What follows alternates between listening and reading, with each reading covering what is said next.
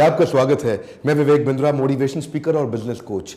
अमूमन आपने देखा होगा मैं सेल्स पे ज्यादा वीडियोस नहीं बनाए, मैंने थोड़े वीडियोस कम रखे हैं सेल्स पे, क्योंकि मेरा फोकस थोड़ा लीडरशिप फनल में भी प्रॉब्लम सॉल्विंग प्रोडक्ट पे रहता है, पीएसपी फॉर्मूला।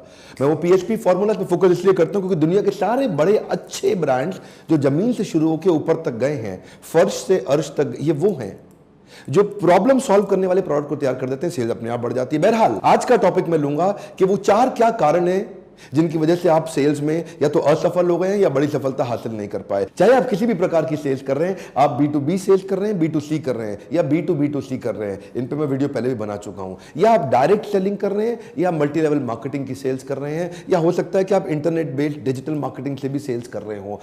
किसी भी प्रकार की सेल्स में वो चार क्या कारण है जिनसे आपको बड़ा फेलियर आपके हाथ लगता है। पहला कारण, people don't like to be sold. One more time, come on, क्या?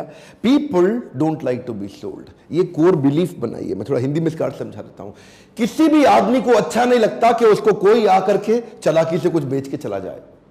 ये दुनिया में किसी को, इस बात को दिमाग में छाप लीजिए, इस बात को ना किसी तरीके से अपनी कंपनी में, अपने लोगों में घुसा दीजिए कि people don't like to be sold, people like to be help. थोड़ा कड़वा और कठोर उदाहरण दूं, you don't get married to a total stranger, you don't give a French kiss to a total stranger, you don't sleep on bed with a total stranger. जो आदमी पहली बारी मिला उसके साथ आप बड़े डिसीजंस कभी नहीं ले सकती हैं, right? Would you agree with me? देखिए, ध्यान दीजिए, ऐसे ही अगर जो आदमी पहली बारी मिला वो भी माल बेचने की कोशिश करता है, और जो लड़का लड़की से पहली बारी मिला, पहली बारी मिलते ही बहुत फिजिकली इंटीमेट होने की कोशिश करता है, दोनों लोग एक जैसे डेस्परेट नजर आते हैं।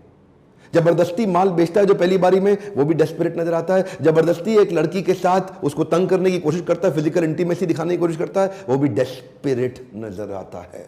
ऐसे डेस्परेट लोगों को देख के लोग गायब होना चाहते हैं, कटना चाहते हैं, पसंद नहीं करते। इसीलिए कस्टमर को माल मत बेचो, मदद करो। कम ऑन, माल मत बेचो, मदद करो। कस्टमर की पुरानी प्रॉब्लम सॉल्व करा दो या आगे का गोल अचीव करा दो, दो चीजें पकड़ लीजिए। कम ऑन, कस्टमर की पुरानी प्रॉब्लम सॉल्व करा दो या उसका गोल अचीव करा दो। मान लीजिए आपने डिसाइड कर भी लिया कि मैं बेचू नहीं बनूंगा, मैं सेलू नहीं बनूंगा, जबरदस्ती सेल्स नहीं करूंगा, जबरदस्ती कन्विंस नहीं करूंगा, लोगों की हेल्प करूंगा। अगर आपने ये डिसाइड कर भी लिया तो भी नंबर 2 बड़ा इंपॉर्टेंट आता है आपके देखने के लिए, जो गलती बहुत होती है, when you don't dig deep enough. Come on, क्या?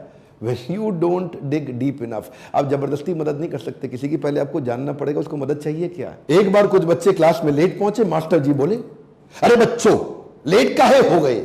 अरे मास्टर जी, वो बूढ़ी औरत को सड़क पार करा रहे थे। अबे तो आधा घंटा लेट कैसे हो गए? मास्टर जी, वो सड़क पार करने को मान नहीं रही थी। जबरदस्ती कस्टमर को गलत सड़क पार मत कराओ। कस्टमर की मदद करनी है तो पहले जानो उसको मदद चाहिए क्या है। प्रोस्पेक्टिंग, प्रेजेंटिंग और पोजिशनिंग करने से पहले उसकी नीड ढूंढिए और नीड को हेल्प में कन्वर्ट करिए। प्रोडक्ट तो बाद में आता है जी, प्रोडक्ट पहले नहीं आता पिक्चर के अंदर। पहले उसकी नीड आती है, फिर आप सोचते हो कि मैं इस नीड में इसकी कैसे हेल्प करूं। उसको बोलते हैं कंसल्टेटिव सेलिंग। कंसल्टेटिव सेलिंग का मतलब क्या? पहले कंसल्ट करोगे सामने वाले, सबसे पहले कुछ चर्चा करोगे, समझोगे उसको चाहिए क्या है, उसके बाद। सो पहला स्टेप क्या था? People don't like to be sold. दूसरा स्टेप क्या है? You did not dig deep enough. इसमें आपने उसका नीड भी जान लिया, उसका वांट भी जान लिया, उसका गोल भी जान लिया, उसका प्रॉब्लम भी जान लिया। अब आप प्रोडक्ट देने की जैसी कोशिश करेंगे। तीसरे स्टेप में ध्यान दीजिए, कहीं गलती ना हो जाए। इसको बोलते हैं आइडेंटिफाई और KDM। KDM का मतलब क्या है? की डिसीजन मेकर। जिसको आप माल बेच रहे हैं उसके पास डिसीजन लेने की एबिलिटी है भी कि नहीं है। कई बार you are talking to a wrong person. आप गलत आदमी के साथ दीवार पे धक्का लगा रहे हैं। दीवार पे धक्का नहीं लगाते, दरवाजे पे लगाते। देखिए, 5 तरह के लोग होते हैं जो आपका माल खरीदते हैं। पहला होता है इनिशिएटर, दूसरा इन्फ्लुएंसर, तीसरा डिसाइडर, ये डिसीजन लेता है, और चौथा बायर, ये खरीद के आता है, पांचवा कंज्यूमर, जो बाद में यूज करता है उस प्रोडक्ट को। अब 5 प्रकार के लोगों में आप टारगेट किसको कर रहे हैं और आपके बिजनेस में किसको टारगेट करना जरूरी है। मान लीजिए आपका कंज्यूमर बहुत ही छोटा बच्चा है तो बच्चे को टारगेट मत करिए, डिसाइडर को, बायर को, इनको टारगेट करिए, क्योंकि ये लोग आपका माल खरीदेंगे। अब एक कॉर्पोरेट के अंदर B2B में परचेज मैनेजर आपका बायर है, लेकिन ना तो वो इन्फ्लुएंसर है ना वो डिसाइडर है। डिसाइडर उनका बॉस है जो ऊपर से उनको बताता है काम करने के लिए। ऐसे ही आप अपना KDM, की डिसीजन मेकर ढूंढिए। जिसको भी आप माल बेच रहे हैं, जिस कंपनी में माल बेचते हो उस कंपनी का ऑर्गेनाइजेशन स्ट्रक्चर को पहचानो। कई बार उस कंपनी में चेयरमैन का सेक्रेटरी, जो कि छोटी तनख्वाह पे होता है ना, चेयरमैन का सेक्रेटरी PA, वो कंपनी के वाइस प्रेसिडेंट से भी ज्यादा पावरफुल होता है।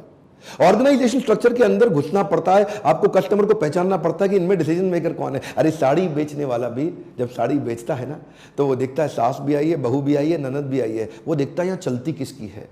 सास की ज़्यादा चल रही है, बहू की ज़्यादा चल रही है, ननद की ज़्यादा चल रही है, जिसकी चल रही है फिर साड़ी उसके आगे रख देता है। आप बताइए कौन सी ठीक है, उसको मालूम है ये डिसीजन ले लेगी, माल तुरंत बिक जाएगा। इस तरह अपना probable customer, probable purchaser finalize करिए। ये प्रोबेबल कस्टमर क्या होता है? अगर आपने हार्ले डेविडसन बेचनी है, हार्ले डेविडसन बेचने के लिए कम समय में ज्यादा लोगों को दिखाओ, तो क्या करो, अब मुंबई में धारावी है, एशिया की सबसे बड़ी झोपड़पट्टी, वहां जाके ले जाओ। बहुत सारे लोग आपकी एक ही बार बाइक देख लेंगे, वो हार्ले डेविडसन, वो देखेंगे भी ऐसे कि पता नहीं क्या आ गया है। थोड़ी देर बाद बाइक का खाली टायर बचेगा, हो सकता है कई चीजें गायब हो जाएं उसमें से। अरे वो आपका परचेजर है ही नहीं। समराइज कर देते हैं जी क्विकली, चौथे स्टेप जो आने वाला है उससे पहले। मान लीजिए आपने पहले 3 स्टेप ठीक कर लिए, आपने सामने वाले को बेचने की जगह मदद करा, उसकी नीड एनालिसिस कर लिया, आपने गहरा खोद के समझ लिया कंसल्टेटिव अप्रोच से कि उसकी एक्चुअल जरूरत क्या थी, और डिसीजन मेकर भी मिल गया। लेकिन आपको सामने वाले के बजट का पता ही नहीं,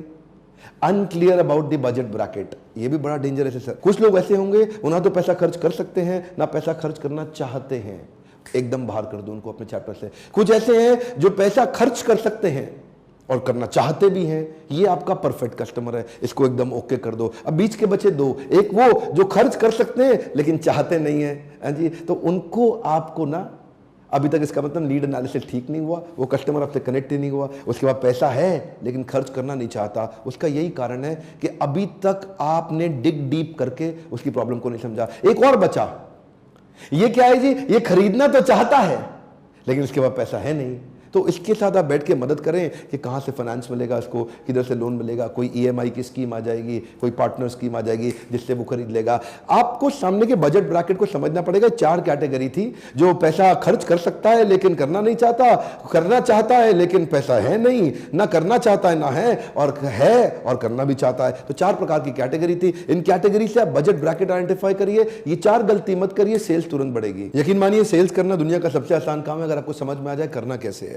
क्या आपने लीडरशिप फनल की ग्रेजुएशन सेरेमनी की वीडियोस देखे थे? अगर नहीं देखे तो जरूर देखिए। अब तो कई ऐसे एंटरप्रेन्योर हैं जो ग्रेजुएट हो चुके हैं लीडरशिप फनल से। हम हजारों लॉस मेकिंग कंपनीज को प्रॉफिट मेकिंग बना चुके हैं, उनके सेल्स के मॉडल बदल चुके हैं। मैं 10 सेल्स के पावरफुल मॉडल्स एक्सप्लेन करता हूं इसी लीडरशिप फनल प्रोग्राम में। अगर फिर भी आपके बिजनेस में कोई प्रॉब्लम आ रही है तो एक काम करिए, मैं आपकी काउंसलर के साथ में फ्री कॉल का कमिटमेंट है, इसी नंबर पर फोन करिए और बोलिए मैं बिजनेस काउंसलर से बात करना चाहता हूं। आप उनको अपने बिजनेस की सारी प्रॉब्लम बताइए और समझिए कि क्या वो उसको सॉल्व कर सकते हैं, और वो आपको गाइड कर सकते हैं कि कैसे लीडरशिप फनल आपकी मदद करेगा। हमारे साथ जुड़े रहने के लिए, चैनल को सब्सक्राइब करने और करवाने के लिए, कमेंट बॉक्स में नीचे कमेंट लिख के हर बार की तरह अपनी प्रॉब्लम्स को बताने के लिए, वीडियो को लाइक करके हमारा उत्साह बढ़ाने के लिए, अपने फैमिली परिवार सदस्यों में शेयर करते रहने के लिए दिल से आप सबका बहुत बहुत धन्यवाद।